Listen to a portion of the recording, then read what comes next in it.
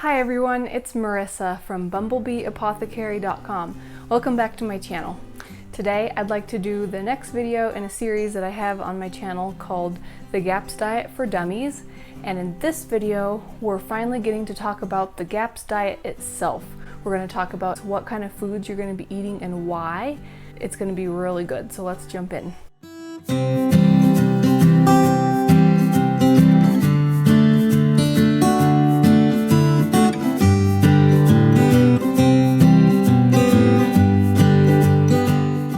So the number one thing to remember when you're starting the GAPS diet or working your way through it is that the body can heal itself. It's really amazing. Illnesses and damage can happen to us in an instant, it seems, very fast, but healing does take some time.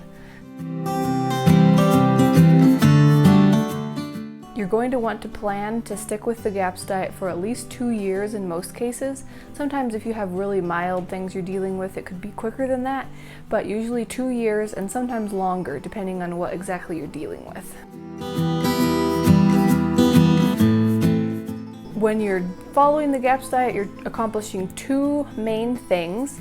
Number one, you are healing the digestive tract, just like we've talked about in my other videos. You want to stop it from being a source of toxicity and bring it back to being a source of nourishment like it's supposed to be. The second thing that we're doing on the GAPS diet is to detoxify the body gently and safely. So the GAPS diet as a whole involves the diet, of course. It also involves supplementation, and then it also involves detoxification and lifestyle changes. And we're going to go into all of those a little bit more in future videos.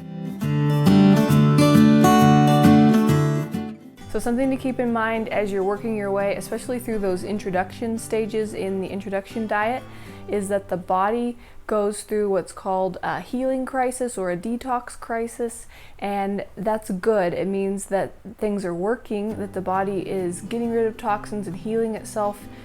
The bad thing about it is that you might feel a little bit worse for a short time while that's happening, but you just have to remember that this is good, this is the way it's supposed to work, that I can tell that it's working if this is happening. Keep plugging through and that those will go away and you will feel better than you ever have before. There are ways to make those detox reactions easier to handle, keep you more comfortable during those times, and to help them go by quicker, and we'll get into that some more in another video also. Now let's talk about exactly what we're going to be eating on the GAPS diet. So the GAPS diet focuses on foods that are very easy to digest and that are full of nutrients that help the body to heal. It also focuses on nutrients that nourish the body very deeply.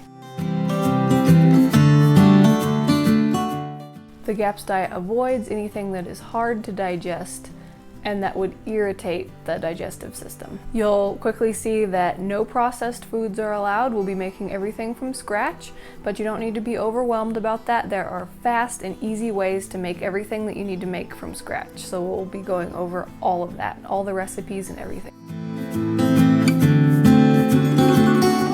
So the foods that you're going to be eating on the GAPS diet are meats.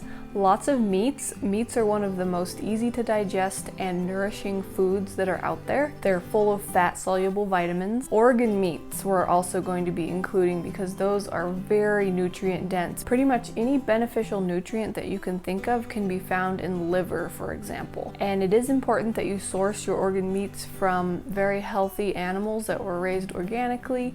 If you think that you don't like liver, that's okay. I can understand that. I can relate.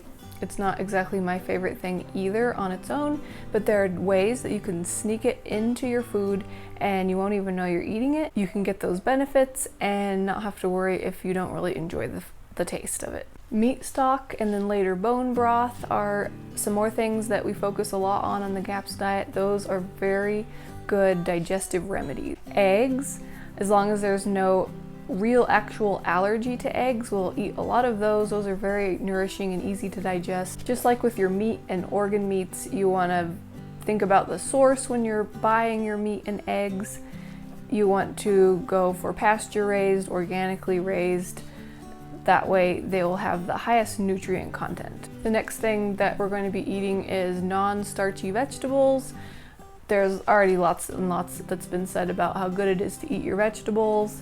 They're definitely not on the top of the list as the most nourishing foods like meats and animal fats and things like that are, but they're definitely important. They contain good nutrients too, like vitamin C, for example. And then fruit is also included. You want to make sure that all the fruit that you eat on the GAPS diet is nice and ripe so that it's easier to digest that way. Fruits can have a lot of beneficial nutrients as well. Berries, for example, have antioxidants in them. For vegetables and fruits, you want to make sure that those are both organically grown. Seeds are included on the GAPS diet. These have a lot of good nutrients like amino acids, minerals, and some beneficial fats. If you want, beans and some certain legumes can be included in the GAPS diet. Those are not necessary. It kind of depends on your personal preference. Honey is the sweetener that is allowed on the GAPS diet. Raw is the best because it has the nutrients and everything intact. It hasn't been destroyed by heat. For drinks, water definitely is important. We're going to talk about how to make some herbal teas that are beneficial for digestive health. And then a really good drink is actually the meat stock, and we'll talk about how to make that really tasty too. We're going to be including a lot of animal fats in the GAPS diet. That is going to be, for example, the cooking fat of choice, and we'll incorporate it in a lot of ways. Animal fats are so nourishing and so healing. You really will heal the fastest if you make sure to include a lot of animal fats in your diet. The last thing that I'm going to mention is salt. You want a good, whole, unrefined salt. Some good options can be an unprocessed sea salt like Celtic salt or pink Himalayan salt. Those are full of really good minerals, and those are important on the GAPS diet. Plus, it makes food taste better too.